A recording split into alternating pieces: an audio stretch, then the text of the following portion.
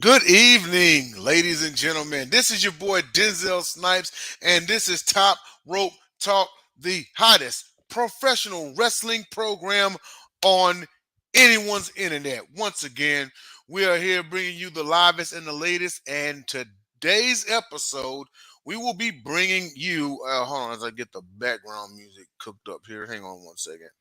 We gotta give it a little touch here. All right. All right, so before we get started, let's go ahead and send a shout out to a couple of people out there. My man's JB Ellis, John Shear, David DeRocher, James Tatum, Dom DeRubis, JJ Jenkins, Tyler Ingram, everybody, Matt Machado, everybody, the Sideline Sports Crew, Gunner Crew, always representing. And I got a guest. Coming in, and he is the hottest, the greatest, the longest. I don't know if anyone's running any longer than him or anything like that, but he's most definitely an OG. My man's Raphael, the hottest odds maker in the game. What is going on, Raph? What's going on, Denzel? How you been? Doing pretty good, man. I was glad you could make it onto the show, man. Yeah, thanks for having me. It's always a fun time. It should be a very interesting pay-per-view. I wish we had more matches to talk because they still haven't finalized the Money in the Bank matches, men and women's, but we still have 3 matches we can just break down. Yes, absolutely. That's 5 on the card so far with 2 open spots in the match. We'll get to that here in a minute. Before we get started, just want to let everybody know to hit that like and subscribe button. If you are watching us from YouTube, if you're following us on Facebook, awesome. Go ahead and hit that follow on there. Follow us on Twitter, LinkedIn. We're also on DBTV and Stream TV. Also, the Sideline Sports Show is on Believe Network. That's BLEAV Network. So go ahead and follow us on there. Please like, follow, subscribe to all of our material. We got great things coming week after week after week. Tomorrow's going to be a loaded Sideline Sports Show, so please tune in for that as well. With that being said, we're going to go ahead and get into our WWE Money in the Bank 2024 preview that is happening this Saturday, live on Peacock. Those of y'all who have Peacock, any other streaming service out there.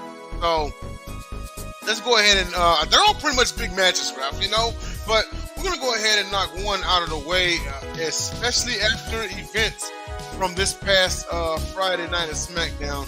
It's our triple threat match with WWE Champion Cody Rhodes, Randy Orton, Kevin Owens, going to be teaming up against the Bloodline 2.0. So, question for you. If the Bloodline win this match, should Solo challenge for the WWE title at SummerSlam? That's what I'm hearing. The storyline is probably going to go that way. That's why we made the Bloodline minus $3 favorites in this match. Because let's face it, Cody Rhodes, Kevin Owens, Randy don't need to win this match. If you want the story of the Bloodline 2.0 to keep on going with the momentum they have, you need them to win this match. So I have them $3. Now, SummerSlam, if they plan this between Cody Rhodes and the new tribal chief, if they have that just tells me that they're banking on Drew McIntyre and CM Punk to headline SummerSlam, not Cody Rhodes to headline SummerSlam. Because no disrespect to Solo, but Solo's like the Kane of our days. Kane never won pay-per-views. He was always in pay-per-views, but never won pay-per-views. Right. That just, if they make that happen, that means they're telling me that they're rolling all their dice for that SummerSlam match between Drew McIntyre and CM Punk. No, I'm no disrespect to Cody Rhodes being a heavyweight champion facing Solo, but I think the storyline that they're building between Drew and CM Punk for SummerSlam will be much bigger than that match. Yeah, no, absolutely. I'm with you every step of the way on that one. Now, quick question for you. What do you think is going to happen considering the events that happened in Madison Square Garden this past Friday night? What is going to happen with Paul Heyman here for the immediate future? A little break from television and then integrate him back in once Roman comes back? What's going on? I'm hearing both ways. I'm hearing they're going to maybe bring him back with Brock, not with Roman. Ooh. So I'm hearing more of that as of late, more than Roman. I also heard that Roman maybe took a small step backwards on his coming back just because of the passing of his father. Maybe that may take a step back, so rest in peace. But I can see Brock coming back before Roman comes back. I mean, of course, I could be wrong, but that would not shock me. But I think He'll probably take a couple week break after going through a table and all that. Hats off to Heyman. I mean, OG as an OG. I mean, I think he surpassed Bobby Brain Heenan as the OG of Coach for putting through that table. So hats off to him. Yeah, that was absolutely amazing. Well, ECW's in his blood. It's ECW-ish, He kind of had to do that. I'm wondering how the WWE is going to reintegrate in Brock Lesnar, seeing as the original plan was before all the stuff popped out and he had to kind of disappear for a while. The original plan was him versus Gunther at WrestleMania. Yes. Yeah, I don't know. It's gonna be interesting because now that Gunter's putting his name on a Seth Rollins, and I can see that feud going on a little bit when Seth Rollins comes back 100% back from his injuries and all that. But yeah, it's gonna be very interesting. We have a lot of new storylines that can pop up. I would think in the next couple of months. Yeah, absolutely. I do know that Tama Tonga and Tonga Loa, they should definitely run for the tag team championships. I can see that. I could definitely see that. I mean, let's face it, the men's tag team championships have gone down, I would say, the last maybe 6 months. Ever since the belt switch at WrestleMania, even though it's a good look. But I think everyone can agree on one thing. The one thing, other than Roman's leadership, they say that the thing that solidifies factions are championships. Look at what the Bloodline did. Rome was the undisputed champion. The undisputed tag champions were the Usos. Look at other great factions. Look at Evolution. You remember in 2003 when they swept the pay-per-view and won a tag team title, the Intercontinental title, the World Heavyweight title? Solo Sikoa is going to need championships because he could sit here and he could say, all right, now I'm the tribal chief. We had our coronation ceremony. But you have to carry around with you a little more than the traditional beads. You have to have some gold. Yeah, I mean, and this storyline is working. I didn't think it would work, but the storyline of them and a heel. Now we also have to throw in what's the Wyatt Six going to do? Is that going to take a lot of the attention away from the Bloodline? So I know they're on two different shows, but I mean, sometimes these shows integrate a little bit, so it's going to be very interesting. But right now, the Bloodline 2.0 has worked crowd-wise as a good heel. Yeah, I think that the presence of the Wyatt Six and not clamoring for a super fight at, Survivor Series or anything, but I think the presence of the Wyatt Six is going to force the Bloodline 2.0 to step up, aside from having to fill in the shoes of the previous incarnation. But moving on here, next is going to be our WWE Intercontinental title match. Sami Zayn is going to defend against Braun Breaker, a man who's been described as a human cutting blade. The way he's just been mowing down and slicing through competition. Is this going to be Braun's breakout match? Is he going to upset Sami Zayn and leave with the title? I think it is. That's why the money comes in on him. We had Braun Breaker a small favorite. Now he's a -$2 favorite. Whoa. So the money is coming in on him. And I think, again, no disrespect to Sami Zayn. He doesn't need a championship around his waist. He's Sami Zayn. He's been into so many storylines, successful storylines. So he doesn't need the belt. If you want to bring in Braun Breaker in, who's really hot right now, and I've never seen someone move rope to rope so quickly than he has it for his size. I think you give him the belt now, and then have a nice storyline for somebody else maybe for SummerSlam. Yeah, absolutely. And even if because let's face it, if Zayn happens to leave Money in the Bank with the title, he's gonna lose it at SummerSlam. He's not gonna enter September with the title. But I've said this since WrestleMania. It should be very interesting. I just don't know who else they're gonna feud with Braun if he wins it now. There's a lot of different feuds you can throw out there because he's still a little rough, and so they would need someone to gel him a little bit in the ring and on the mic still. Yeah, absolutely. But also notice no one's really come at Braun Breaker for him being on the mic or anything. He's not really a long-winded guy. You leave him in short burst phrases. Yeah. You have to do what Dwayne, Sergeant Buddy Lee Parker, Dwayne Bruce, Dwayne Train Goldberg. Yeah. and I forget who else, but they were developing his character. But they said I never allowed him to speak. He was a silent badass. Where I think WWE screwed up the first time when Roman went solo, and that's why people were so critical about Roman on the mic and everything. I was like, they could have just made him a silent badass and don't make him speak. Have him kick everyone's ass and then leave the ring. Agree. But they force feed like everybody must talk. No, everyone. Kane went the first half of his career without talking. Yeah, it's. But I think we're in a new time now where everyone has to speak and stuff like that. That's why you really don't see that many nicknames anymore. Now everyone goes by their name or a short name or a full name and stuff like that. I think just the era that we're in now is totally different. It is absolutely. Well, we'll move on here to our next topic, and that is our World Heavyweight Championship match. Damian Priest will defend against Seth freaking Rollins. Now, they did make pre-match stipulations to where if Rollins loses, he can never again challenge for the belt as long as Damian Priest is champion. If Damian Priest loses, he must exit the Judgment Day. Where do you see this going, Raph? Money came in on Damian Priest because we're hearing that Seth Rollins is still not 100%. So I really don't see a lot of technical stuff going on Seth Rollins with his knee. I see Damian winning this one, but at the same time, they're probably going to be breaking up the Judgment Day. I think that Judgment Day breaks up when Rhea comes back, not now.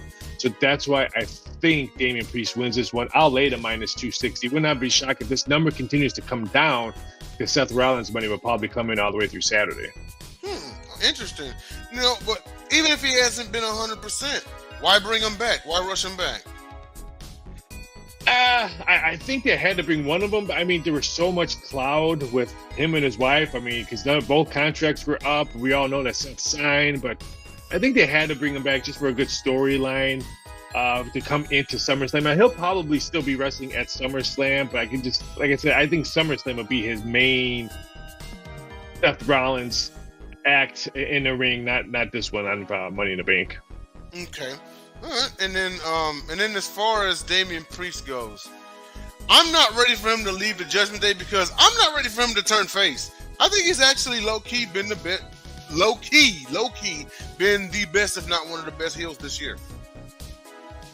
I do believe that, but I heard he got a lot of locker room props for. Remember he messed up in his match against Drew where he slipped off the rope and he got tangled up. Everyone thought he blew out his knee or ankle and all that, and he kept on telling Triple H in the back and telling the ref, "I'm going to finish this match. I'm all right." So I can see he pretty much has a free pass right now. He saved that match right there for that pay-per-view and all that. So I think if he wants to stay heel, he'll stay heel. If he wants to go babyface, he'll go babyface. Because when you do something like that for the company, you pretty much have, hey, you know what, this guy, let's throw this guy down. I always say it's the Bayley effect. Bayley saved WWE pretty much during the pandemic, and they gave her the belt. So it's I almost call it the Bayley effect. So kind of like him as a heel because I think he can be a top-notch guy if he has a little bit more heel in him and then turn him. I think it's too soon to turn him right now. Yeah, much too soon. Well, we'll go on to our last two matches here. So our women's Money in the Bank ladder match. I'm definitely going to need to hear odds about this one. So Io Sky, Chelsea Green, Lyra Valkyria, Tiffany Stratton, and Naomi so far have qualified for the match. One spot left, which I believe will be decided tonight on Raw. I believe. Well, it doesn't really matter who's the spot because we already know who's going to win it. Tiffy time. That's who's going to win it. She's minus 110 right now. So you know what? And I like that. I don't mind her being the champion or winning that and stuff like that. I think she's earned it. The crowd likes her. I like how she acts herself in a ring. I love all her flips and stuff like that. So I'll take the minus 110. Keep an eye out. There's one I wanted this. Dakota Kai, I thought maybe was something a sleeper, but not ever since last weekend. I think it's just Tiffy time. Okay, yeah, definitely. I have Tiff winning this matchup. I look at her in the ring and I see flashes of Charlotte Flair, but she's also, like, of course, her own entity. Speaking of which, what has been the latest news on Charlotte Flair? You know what? I have not heard. I know they were always trying to get her to come back for SummerSlam. That was their main goal. I have not heard anything other than that. So I guess no news is good news. I mean, usually if you hear something, it's usually a setback. So like, Yeah. hopefully no news is good news. Yeah, yeah, absolutely. And well, our last topic here, and that is our men's Money in the Bank ladder match. Jey Uso, Carmelo Hayes, Andrade, Chad Gable, LA Knight, and one more spot remaining, which I believe will be decided. That might be tonight on Raw that it'll get decided. But like the Jey Uso's my pick to win. Let's hear the odds. Yeah, he's plus 150 right now. Money's coming in between him and LA Knight. I think LA Knight's momentum has passed already. Granted, he still gets a nice pop when he comes into the ring, but I think the crowd is starting to realize what Kevin Nash was saying. He's just ripping off other people's mind show. So like that, I think Jey Uso right now is the winner. Just to move up and pump up, because you figure the other Uso will be coming back soon. You figure Roman Reigns. Well, what are they going to be like if Jey either has a briefcase or a belt? Yeah, that is true. Any news on Jimmy Uso? No. Again, there's another one. No news is good news. I do believe he had knee surgery as well, but not. I think probably like a scope or something. I don't think it was major stuff. Probably just more bumps and bruises as well. But no, and I haven't heard anything when he's actually coming back either. Oh, okay then. Yeah, because it didn't seem like that bad to me. Maybe it was just the skate. He just needed time off or something. Everyone gets a little nicked up and just throughout the weeks and the months and such. That's what it struck me as. I didn't know he needed like a minor procedure done. I heard he had something scoped. Now I'm not 100% positive that it is that's what it was, but I did hear he had a lot of bumps and bruises as well. Okay then. Well, with that being said, we'll get on to our final topic, and that is our weekly finish or DQ. So finish or DQ, no matter who wins out of Priest Rollins, King of the Ring winner Gunther will leave SummerSlam the World Heavyweight Champion. Ooh, I'm gonna say Gunther. I'm gonna say Gunther leaves SummerSlam World Heavyweight Champion. I mean, he's such a great heel. I mean, he's got everything: his wrestling, his mic work. I mean, he reminds me of a bigger Sheamus when Sheamus first came in. He's just, Sheamus had great mic work, great in work and stuff like that. Everyone loved to work with him in the ring. Same thing I hear with Gunther. Everyone says they love to work with him in the ring. He reminds me of that. Yeah, absolutely. I'm going to go ahead and do finish here. I agree.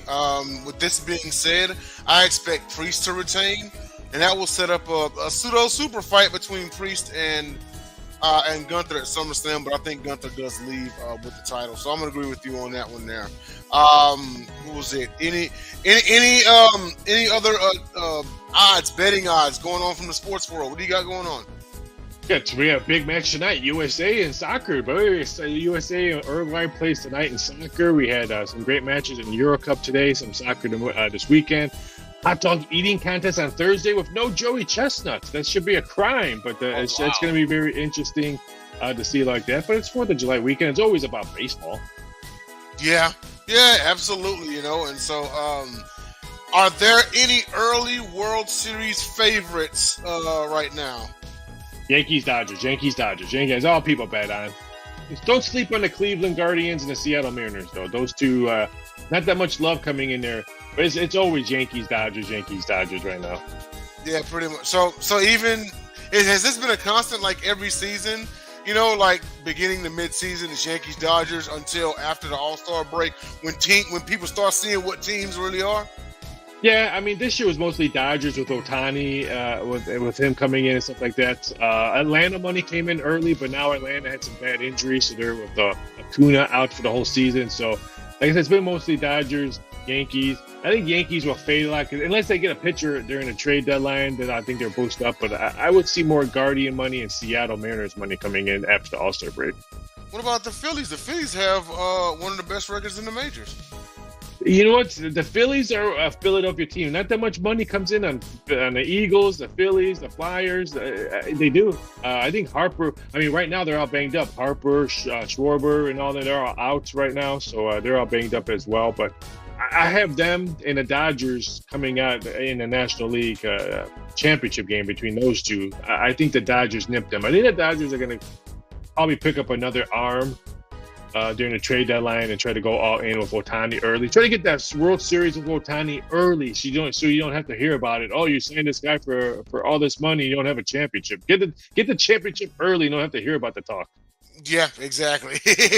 And then last but not least, any betting favorites for NL and AL most valuable player? It's the two people we've been talking about: AL Judge, NL Otani. They're the favorite. I think those two probably just hit a home run while we're talking. Probably indeed. Well, hey, listen, Raph, it's always a pleasure to have you, man. And hopefully we can see you next month for the SummerSlam preview as well, and maybe even a few episodes in between, depending on what you got going. The show you got with Jonathan Coachman. Go ahead, promo time. Yeah, I do a DTL, Driving the Lane, on Monday through Thursday with those guys every morning at 9 a.m. You can catch that out on YouTube and YouTube TV as well. I do BTB, Behind the Turnbuckle, with Jonathan Coachman and Joey C. And then I do a betting version for that as well. So just catch me out on all that. And you can follow me on all my social media outlets. You can catch me all on Twitter, Instagram, YouTube, all that stuff. Excellent. And for Raphael Esparza, I'm Denzel Snipes. We will see you next week, where it will be the WWE Money in the Bank recap show. Later.